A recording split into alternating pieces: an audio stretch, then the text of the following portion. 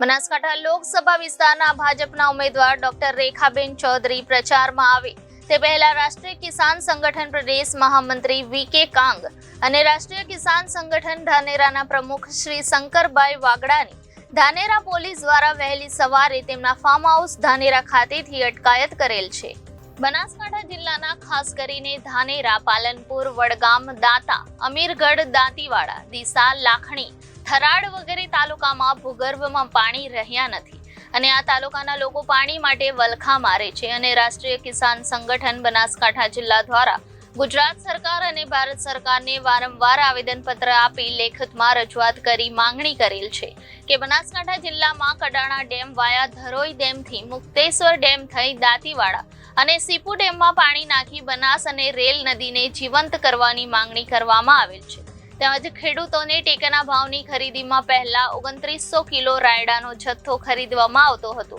તે ઘટાડીને 2300 કિલો કરેલ છે અને ધાનેરા વેપારી મથક હોવા છતાં સુપરફાસ્ટ ટ્રેનનું સ્ટોપેજ આપવામાં આવેલ નથી। આની રજૂઆત ભારત સરકાર અને રાજ્ય સરકારને વારંવાર કરવા છતાં પ્રશ્નો હલ થતા નથી। તેથી રાષ્ટ્રીય કિસાન સંગઠન બનાસકાંઠાના કાર્યકર્તા અને પ્રદેશ મહામંત્રી વીકે કાગ, પ્રદેશ મહામંત્રી રામસિંહભાઈ ગોહિલ, જિલ્લા પ્રમુખ દોલાભાઈ ખાગડા, જિલ્લા મહામંત્રી ભરતભાઈ કરેણ, તાલુકા પ્રમુખ શંકરભાઈ વાગડા તેમજ જિલ્લા અને તાલુકાના હોદ્દેદારો ભેગા મળી ભારતના વડાપ્રધાન નરેન્દ્ર મોદીને જિલ્લા ખેડૂતોના પ્રશ્નોની રજૂઆત કરવા જવાના હતા। તે પહેલા પોલીસ દ્વારા વહેલી સવારે તેમના ફાર્મ હાઉસ પર અટકાયત કરવામાં આવેલ છે। તેમની જ્યારે લોકશાહીમાં દેશમાં વડાપ્રધાનને ખેડૂતોના હિતમાં રજૂઆત કરવાનો અધિકાર હોવા છતાં અને ચૂંટણી આચાર સંહિતા અમલમાં હોવા છતાં લોકશાહીને દેશમાં ખેડૂતોનો અવાજ દબાવવામાં તાનાશાહી ઢબે સરકાર પોલીસને આગળ કરે ખેડૂત આગેવાનોની અટકાયત કરી અવાજ દબાવવાનો પ્રયાસ કરી રહી છે અને તેનો જવાબ 2024ની ચૂંટણીમાં આપવામાં આવશે તેની સરકાર નોંધ કરે।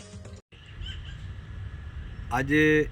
બનાસકાંઠાની અંદર વડાપ્રધાન નરેન્દ્ર મોદી સાહેબ ડીસા ખાતે એક સભા ગજવવાના હતા ત્યારે બનાસકાંઠાનું રાષ્ટ્રીય કિસાન સંગઠન ખેડૂતોના લગતા વિવિધ મુદ્દાઓને લઈને લેખિત રજૂઆત કરવાની હતી।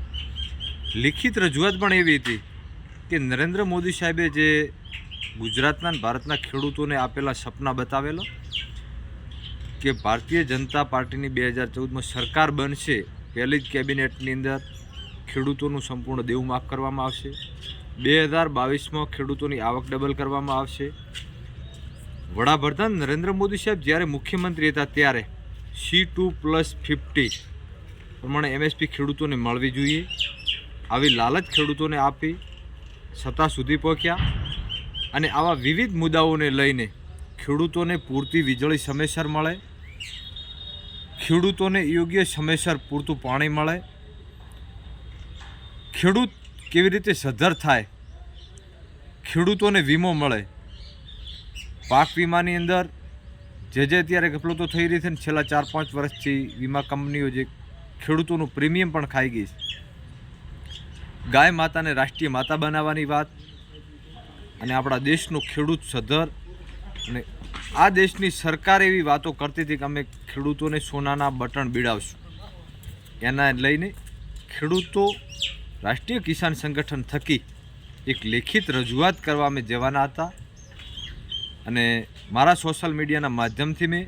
આજે લાઈવ થઈ અને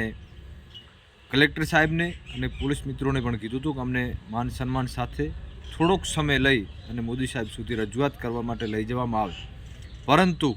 મોદી સાહેબ બનાસકાંઠા આવે એના પહેલી અમારી અટકાયત કરવામાં આવી છે। એના માટે કરીને અમે મીડિયાના માધ્યમથી કહેવા માગીએ છીએ કે કેટલા સમય સુધી આવું ચાલશે અને આ ખેડૂતોને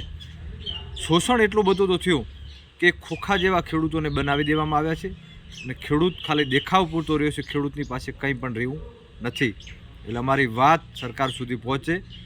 રામસિંહભાઈ રાજપૂત, રાષ્ટ્રીય કિસાન સંગઠન, ગુજરાત પ્રદેશ મહામંત્રી। લોકસભા ચૂંટણી 2024 બનાસકાંઠા લોકસભાના ઉમેદવાર રેખાબેન ચૌધરીના પ્રચારાર્થે ભારતના પ્રધાનમંત્રી નરેન્દ્ર મોદી ડીસા મુકામ આવી રહ્યા છે ત્યારે બનાસકાંઠાના પ્રાણસમાન પ્રશ્નો જે પાણીનો હોય, રેલવે સ્ટોપેજનો હોય કે ખેડૂતોને રાયડાની ખરીદીમાં જે પહેલાં 1900 કિલો